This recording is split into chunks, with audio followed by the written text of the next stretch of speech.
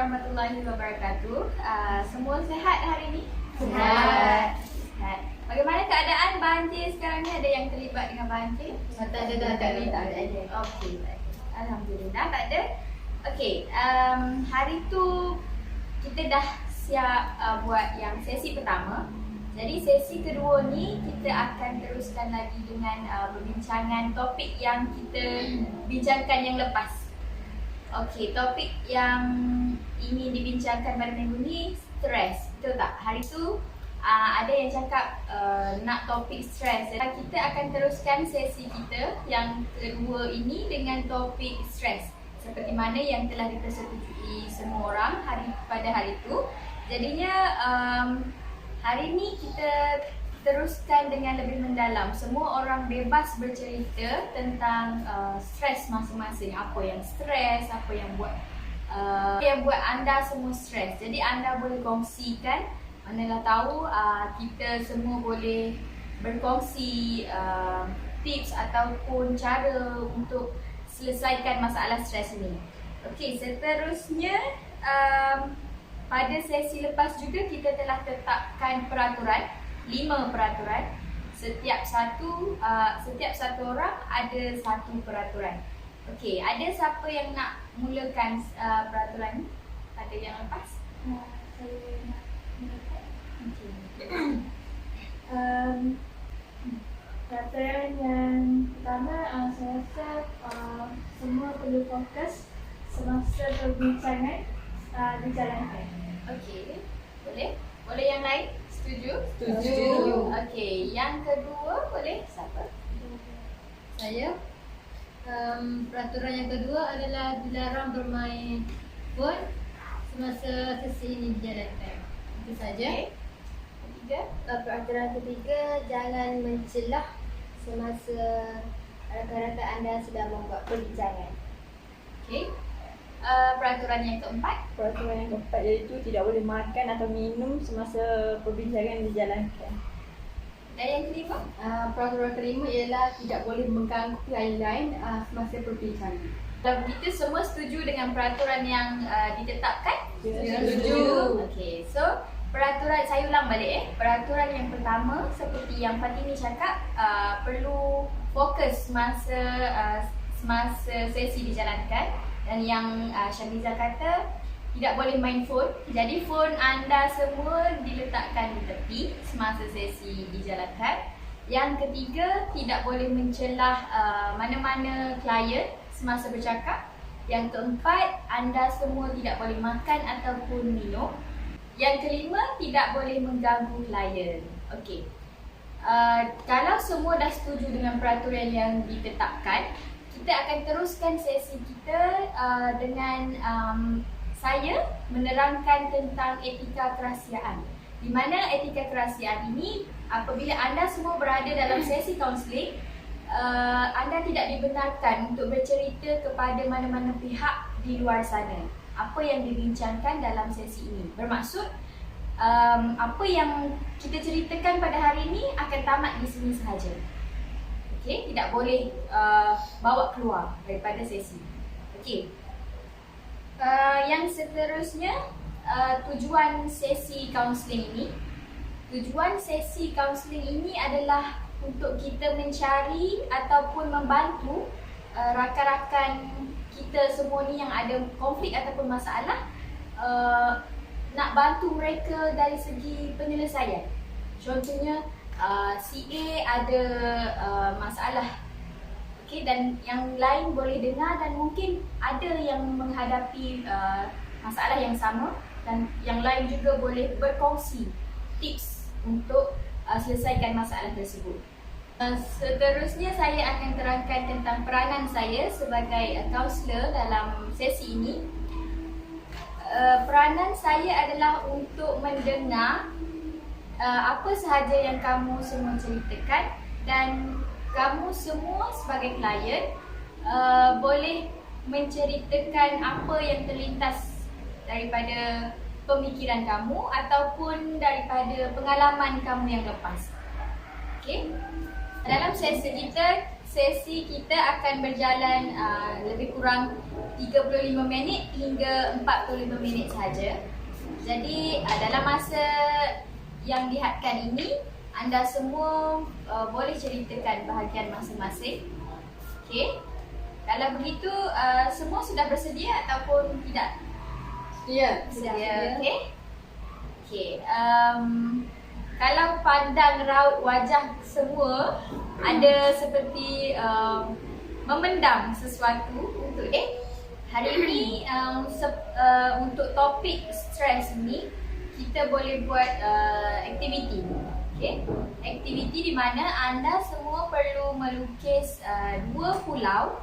Satu pulau yang besar. Dalam pulau tersebut kamu semua perlu tulis apa yang ingin dibuang. Contoh sebagai contoh situasinya, kamu pergi ke satu pulau dan pulau di situ anda ingin melepaskan segala masalah anda di situ dan anda tidak akan membawa balik masalah tersebut.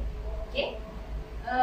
Yang kedua adalah pulau yang kecil. Pulau kecil itu anda boleh tulis apa impian anda dalam hidup anda. Okey, boleh dapatkan kertas dan pen untuk tulis seperti yang saya terangkan. Tulis.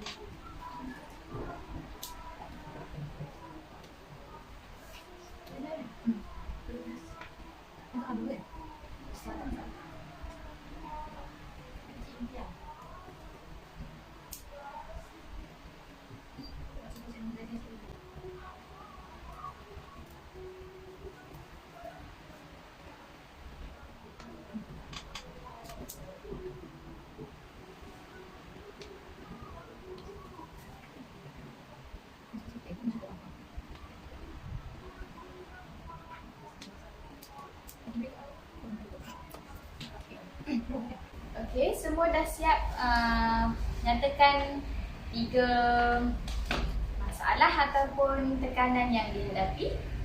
Ya, sudah. Okey. Siapa yang nak mulakan dahulu untuk bercerita? Okay, saya mulakan dulu. Okey, Hayati, boleh. Okay, masalah yang sering dihadapi iaitu masalah apabila mendapat pasangan yang mengongkong. Hal ini menyebabkan saya merasa stres dan tak dapat nak fokus sebab setiap benda yang dilakukan mendapat tentangan daripada support apa yang saya buat. Selalu mengokong setiap benda yang saya buat, tak bagi keluar. Walaupun saya keluar dengan kawan-kawan ke, memang tak boleh. Memang selalu macam tu ke? Setiap benda yang awak lakukan? Setiap benda yang saya lakukan memang mendapat tentangan daripada pasangan. Okay. Ada yang mengalami situasi sama? Tak ada. Dah berapa lama kenal pasangan? Sudah 8 tahun. 8 tahun. Masa yang agak lama. Dan dari maksudnya dari awal lah mendapat tentangan ke baru je perasaannya? Dapat tentangan ni daripada baru je mendapat tentangan. Saya pun pelik kan. Kalau awak dapat tentangan daripada mereka, okey, kalau awak dapat tentangan daripada pasangan awak, apa yang awak buat biasanya? Biasanya kita orang selalu bergaduh lah sebab tak sefahaman. Macam kalau selalu dia tak bagi keluar dengan member ke apa semua saya tetap keluar sebab saya bukan siapa-siapa nak halang saya nak itu ini. Sebab belum berkahwin kan, dan tidak ada hubungan yang halal lah kalau orang kata kan. Okay. Sepanjang 8 tahun hubungan awak, keluarga keluarga kedua-dua belah pihak tu tahu? Keluarga dua-dua belah pihak tahu pasal benda ni. Tapi cuma family tak ambil berat sangat lah. Macam kita orang macam kawan. Jadi family tak tahu apa sebenarnya. Tak tahu. Jadi ada yang alami pasangan yang sama ataupun pasangan yang ada? Kami dah tak ada dekat ni. Tak ada. Okey. Tak ada tak. Okey. Apa lagi? Kalau awak bergaduh dengan pasangan awak, jadi mungkin sedikit sebanyak akan terkesan kepada pembelajaran awak sedangkan awak masih study. Okay? Apa kesan yang biasanya bagi efek dekat pembelajaran? Selalunya saya menjadi kurang fokus lah apabila bergaduh. Macam kita duk fikir benda tu, jadi tak boleh nak fokus. Tambah-tambah lagi macam belajar online kan. Jadi susah nak fokus.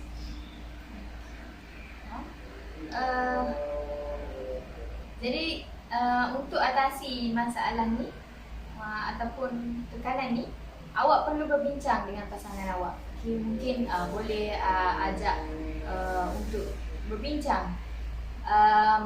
Contoh, tidak apa orang kata, tidak boleh memberikan sepenuh harapan kepada dia. Effort dan saling faham tu perlu ada lah. Tolak ansur orang kata kan. Okay. Selain daripada tu ada lagi masalah? Selain daripada tu masalah kewangan, biasalah. Kewangan family pun bukan orang yang senang kan. Macam nak dapatkan duit tu susah. Jadi terpaksalah. Dari segi kewangan, biasanya Hayati dapat kewangan tu daripada still lagi daripada ibu bapa ataupun bekerja? Still daripada ibu bapa, cuma saya bagi macam mat lah. Untuk tanggung study lah. Okay, faham.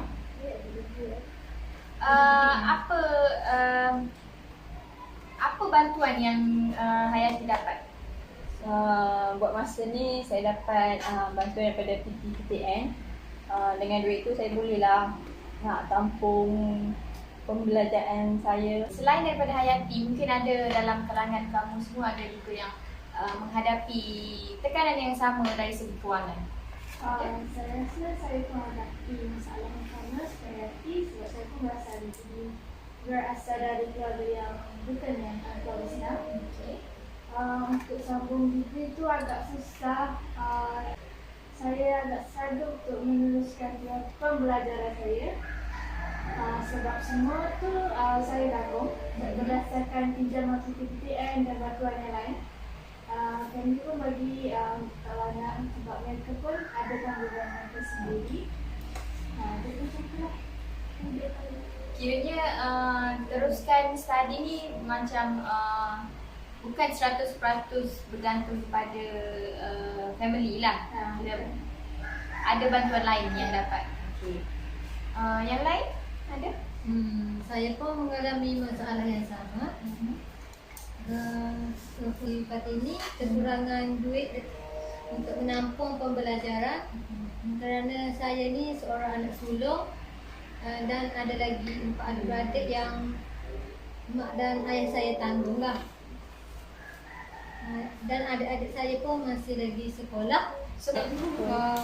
Jadi adik-beradik saya pun ayah saya yang tanggung. Tapi saya ada juga membuat bisnes kecil-kecilan.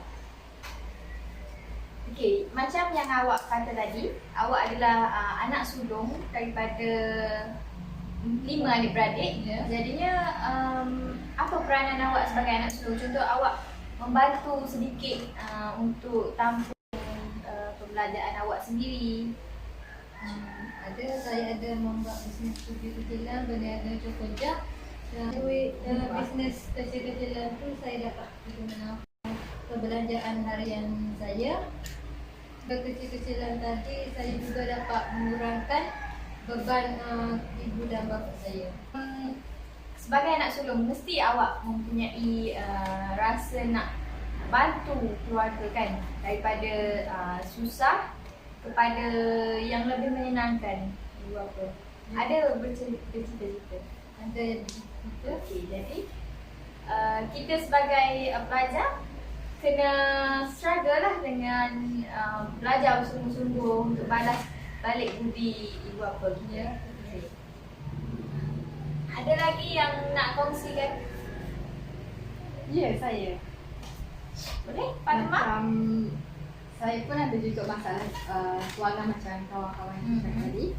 Macam kita dah besar kan, takkan nak guna duit berapa lagi kan untuk beli barang keperluan ataupun kehendak diri kita sendiri. Jadi kita macam berfikir macam mana nak dapatkan duit untuk memenuhi apa kita yang mahu, apa jam.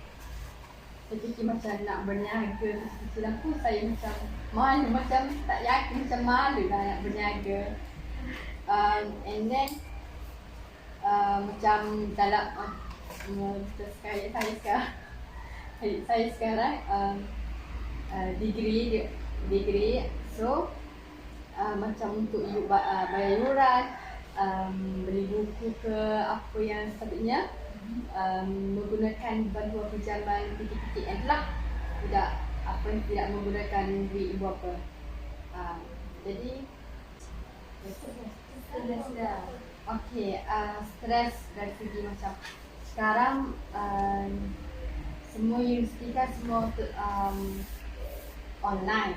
So macam kalau nak buat perbincangan group assignment kena menggunakan Google Meet, macam susah untuk face to face. Jadi macam suka untuk berkomunikasi. Jadi macam nak faham sesuatu benda tu jadi suka, jadi macam yang sesuatu benda tak faham jadi macam nak tanya siapa kan. Macam kawan-kawan pun macam kita tak dapat sebab ODL, macam tanya lecturer malu kan. Lepas tu lagi satu masalah ialah assignment. Masalah saya itu assignment yang banyak, macam ODL kan, kita duduk rumah. Jadi macam kita sebagai tanggungjawab ada seorang pelajar sebagai seorang anak. Jadi macam kita nak dengan assignment lagi, nak fokus dengan buat kerja rumah lagi. Jadi macam lagi-lagi kita seorang-seorang dekat rumah. Kalau macam dekat universiti kita boleh dengan kawan-kawan, dengan bincang dengan kawan-kawan. Okay, jadi bagaimana Fatimah atasi sebelum ini? Maksudnya daripada Fatimah cakap tadi ada banyak tugasan yang perlu diselesaikan, tapi bila berada di rumah ni kita banyak tanggungjawab sebagai anak, sebagai pelajar, sebagai kakak kan, kena jaga adik-adik lagi apa semua. Jadi bagaimana Fatimah buat semasa ODL tu sebelum ini? Macam saya jenis ambil satu kereta, saya akan list yang mana kerja yang perlu dibuat. Saya akan settle, buat perlahan-lahan tapi kerja tu jalan. Macam tak naklah macam due semakin dekat, macam kita baru nak buat macam last minute. Jadi macam kelang kabut lah. Jadi kita pun jadi macam stres, lagilah stres. Lepas tu kita nak fokus buat kerja rumah lagi. Jadi macam, tapi bagi masa dengan elok. Bagus. Maksudnya Fatimah boleh sebenarnya boleh menyelesaikan apa orang kata boleh mengatasi lah masalah yang dihadapi daripada contoh sebab kekangan di rumah lagi kan banyak. Jadinya Fatimah seorang yang merancang, okey.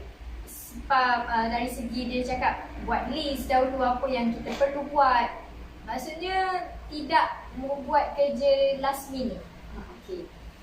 Itu adalah salah satu tips yang bagus daripada Fatimah sendiri walaupun dia mengalami masalah tersebut. Okey. Selain daripada masalah banyak tugasan assignment, stres dengan ODL, stres dengan duit. Okey, mungkin ada lagi yang belum bercerita nak meluahkan? Farisha boleh ceritakan apa yang anda nyatakan dalam pulau anda tadi? Selain itu, selain daripada stres disebabkan kewangan, sebab tentang study, selain daripada masalah stres disebabkan kewangan dan juga study, kalau bagi saya sendiri, saya ada juga masalah tentang kawan. So saya rasa semua orang pun mengalami lah masalah dengan kawan sendiri kan. Sebab kita ni tak boleh nak jaga hati semua kawan. Mesti dia adalah salah seorang yang akan terasa hati bila kita keluar tak ajak macam maksudnya dia tengok kita ni selalu keluar dengan geng-geng ni, sedangkan kita ni tak ajak pun dia keluar. Tapi hakikatnya dia tak tahulah sebab apa kita keluar sebenarnya kan. So bila benda ni jadi, kawan yang kita tak ajak tu dia akan terasa hati dengan kita kan. Dia terasa hati. Jadi kita sendiri pun tak tahulah nak buat macam mana. Kita berasa a bit stress lah kita, sebab bila kita terlalu fikir pasal orang, kita jadi overthinking, kita jadi sedih. So kita tak ada tempat nak meluah. Sebab tak semua orang dia faham dengan apa yang kita rasa. Dia tak terlalu yang kita rasa kan. So end up kalau kawan kita tu jenis yang susah nak mengalah kan, end up kita lah kena tegur dia, kita kena ajak dia. Boleh je ada orang tu ajak kita kan. Sebab bukan apa pun kita nak ajak orang tu keluar. Sometimes bila kita ajak, tak boleh lah aku busy. Bila dia selalu cakap busy, kita sendiri pun rasa macam malas lah, macam fed up nak ajak dia keluar. Sebab itulah kita pilih untuk keluar dengan orang yang macam senang kira lah bila kita ajak. Kalau macam lah keluar. Sebab macam saya sendiri jenis yang suka keluar kan. Habis kelas ke keluar, tak kira lah dekat ke pergi makan-makan dengan member. Asalkan kita boleh keluar dengan member kan. Tak suka berkurung dekat rumah. Lepas tu saya juga stres kalau orang yang tak malas masak. Kita malas masak cepat kan. Lepas tu orang tu esok kan baru balas. Siapa dia reply status masa tu, dia reply status masa tu hilang. Dia hilang macam tu je. Lepas tu dia muncul balik, lepas tu dia tak balas. Bila kita excited dulu bercerita something, end up dia tak balas. So of course lah dah terasa hati, tapi kita tak boleh end up kita pun pendam. End up kita sendiri lah yang ada semua tu sorang-sorang. Tapi tak apalah, benda tu macam mematahkan kita kan. Sebab kita besar ni, kita dah susah lah nak jaga hati semua orang. Semua orang faham situasi besar dalam kita. Apa yang Farisha buat bila kawan berbuat demikian? Kawan abaikan Farisha, contohnya tak balas WhatsApp. Apa yang Farisha buat untuk cover balik, tak nak bagi dia tahu yang kita ni terasa dengan dia? Kalau saya sebenarnya saya tak ada buat apa-apa pun. Sebenarnya dia macam terasa hati, terus dia kejap seorang bila sedih tu macam ada mengadu dekat Allah. Kadang-kadang bila saya sendiri dah terbiasa pendam, kadang-kadang mengalir lah juga mata. Sebab kita sendiri pun tak mampu nak hadap semua tu kan. Macam kenapa orang buat macam ni dekat kita kan. Kita tak buat macam ni dekat kita. So kalau macam kita tak apalah. Dia orang pun ada life masing-masing. Mesti dia busy kat sebab nak balas. Kita macam berusaha kebaik lah. Macam biar je macam tu. Apa orang buat kita nanti dah akan dapat balik. Kita biar orang buat kita, jadi kita buat orang. Okey. Betul. Dan ada juga ke yang alami bersama? Saya rasa masalah kawan dengan online pun buat saya rasa masalah dengan kawan online pun boleh buat stres. Sebab bila kita satu group untuk buat assignment, mungkin ada yang tak buat kerja, yang tak faham, yang langsung tak masuk dalam group, yang tak tanya pun apa dia berbuat, apa tugas dia kan. Jadi bila assignment tu dah nak dekat tapi dia still tak siapkan lagi tugasan bahagian dia. Itu dia buatkan ahli group lain susah lah untuk buat kerja, untuk hantar assignment pada waktu yang tepat. Jadi bila contoh bila Fatini ada salah seorang ahli grup tu dalam tu, mungkin Fatini boleh tegur dia ataupun Fatini buat macam mana nak bagi dia tu rasa dia pun ada tanggungjawab dalam tugasan tu. Ahli lain pernah juga mention dia dalam group untuk buat tugasan, tapi dia buat tak endah je. Jadi itu buatkan kami rasa jadi kami bagi tahu je lecturer yang dia ni tak buat kerja. Kiranya ambil satu jalan bagi tahu terus dekat Sebab lecturer. banyak kali bagi tahu dia dalam mention dia dalam tugasan dia tak buat. Jadi keputusannya adalah kami bagi tahu je lecturer yang dia tu tak buat kerja. Faham. Sebagaimana yang diceritakan oleh semua tadi, masing-masing ada tekanan masing-masing. Dari contohnya tekanan dari segi kewangan, dari kawan, dari tanggungjawab sebagai anak lagi, sebagai pelajar dalam masa yang sama. Jadinya semua yang konflik yang ada dan tekanan yang ada tu kita boleh atasi dengan cara yang selesa dibuat oleh masing-masing. Okey. Contoh kalau yang kewangan, kita pelajar banyak mengalami masalah kewangan. Contoh kewangan nak bayar yuran ataupun nak perbelanjaan diri sendiri pun tak lepas kan. Kalau guna hanya mengharapkan PTPTN 100%, ada yang buat kerja part time dan mungkin ada juga yang buat bisnes kecil-kecilan sendiri.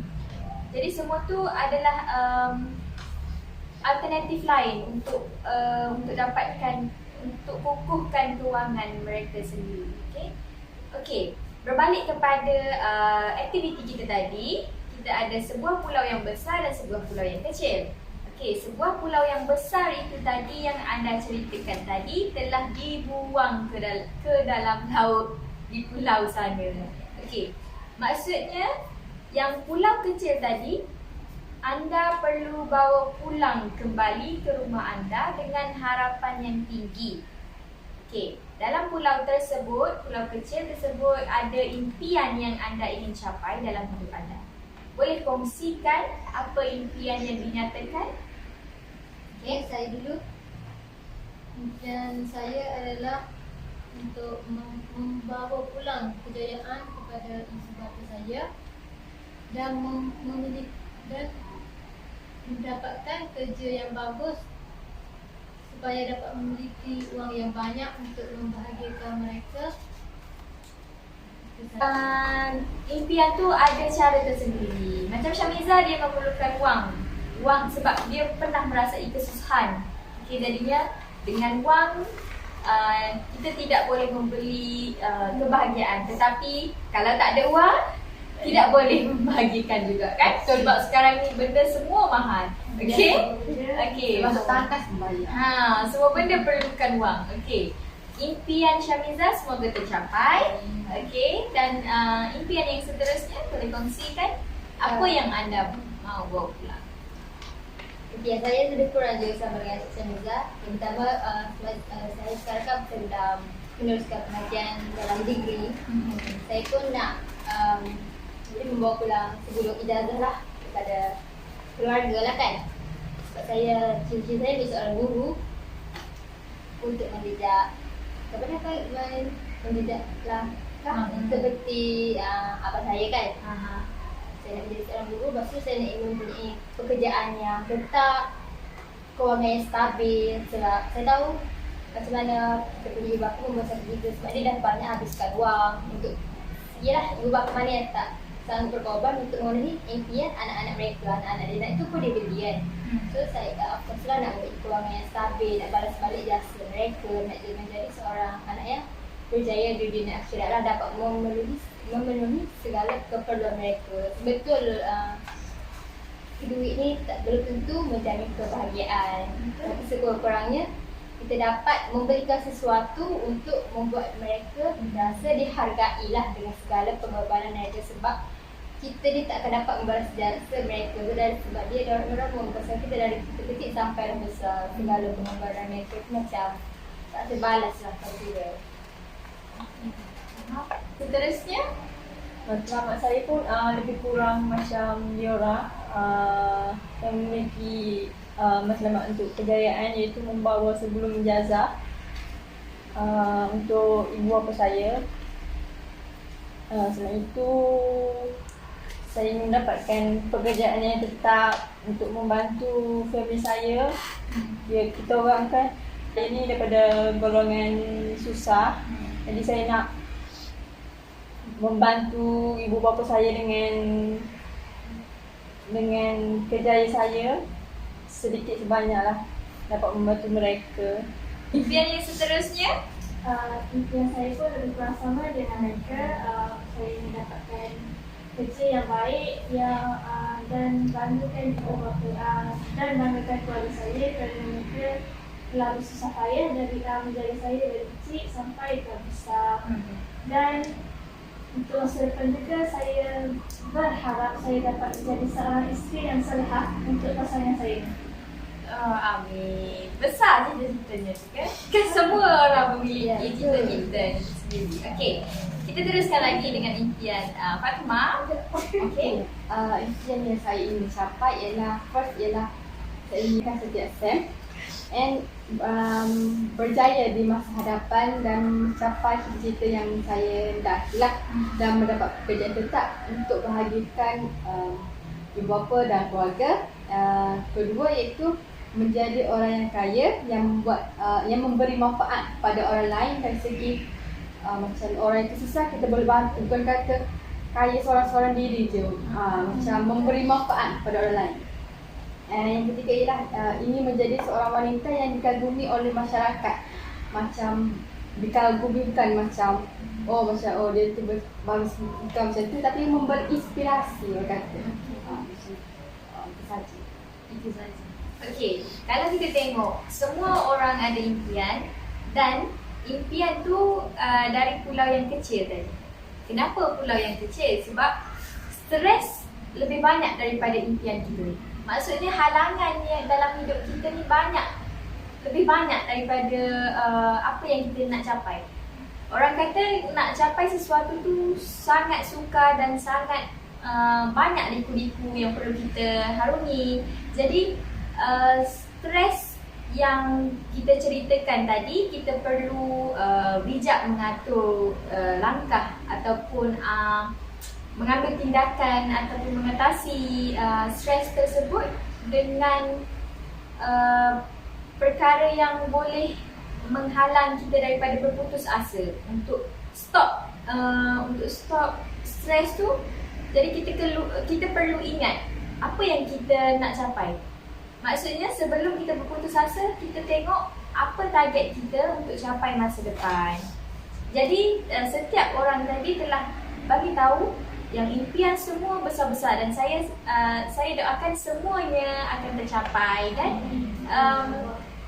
mungkin salah seorang daripada kita boleh memberikan manfaat kepada orang lain ataupun boleh menjadi inspirasi untuk adik-adik yang di bawah sana masih belajar.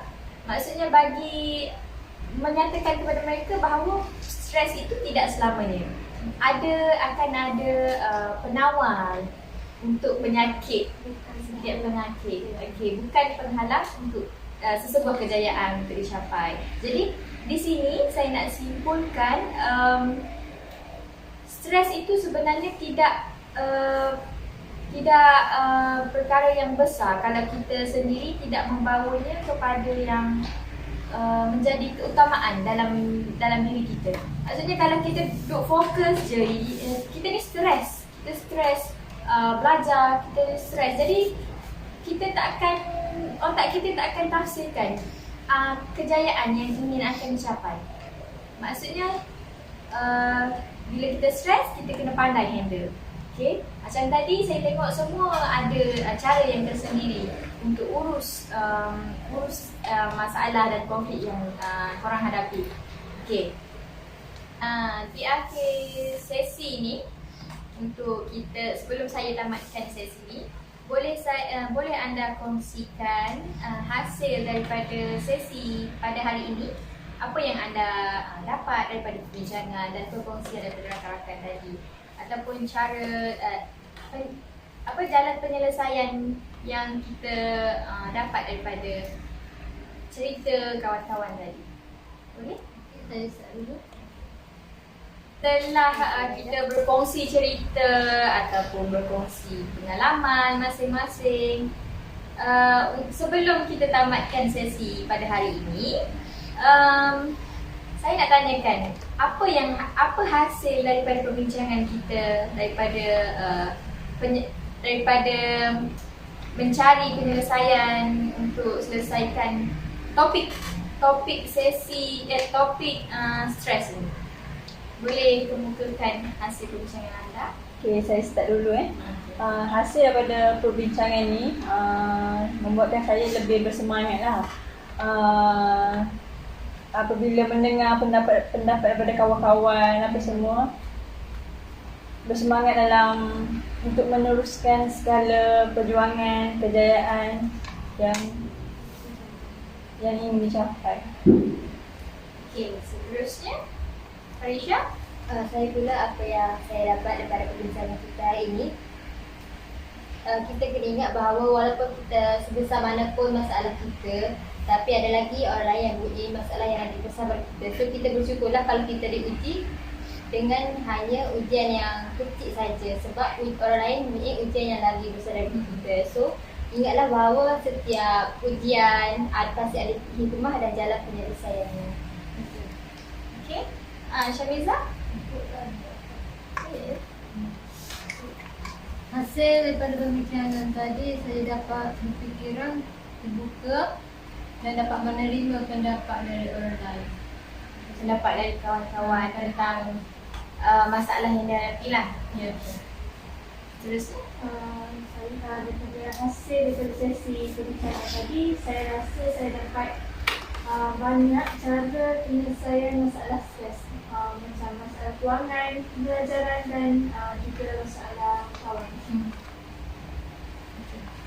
Okey, saya ialah apa yang saya dapat daripada sesi kaunseling pada hari ini ialah saya dapat lebih berkeyakinan untuk menghadapi masalah yang dihadapi, dan saya lebih jelas mengetahui matlamat atau impian yang ingin dicapai oleh saya. Itu sahaja. Okey, jadi saya rasa masa kita agak terhad dalam perbincangan sesi kali ini, jadi saya tamatkan sesi ini dahulu, dan untuk sesi seterusnya, sesi ketiga, topik yang kita akan bincangkan, ada yang nak suggestkan untuk topik seterusnya? Untuk sesi 3, saya cadangkan boleh juga kita buat perbincangan mengenai perhubungan antara kita dengan kawan-kawan kita. Okay. Ada yang lain perhubungan dengan sesiapa? Boleh juga dengan pasangan, hubungan dengan pasangan atau orang lain. Okay. Maksudnya topik ketiga nanti kita akan bincangkan tentang perhubungan. Perhubungan ini umum, dan perhubungan tersebut perhubungan dengan kawan dan pasangan. Okay. Masing-masing akan keluarkan idea masing-masing pada next sesi. Okay? Saya ucapkan terima kasih untuk kehadiran sesi anda dalam sesi kedua ini. Saya harap semuanya selesa dan mampu mengubah diri sendiri ke arah yang lebih baik dari semasa ke semasa. Okay? Sekian, terima kasih. Sama-sama.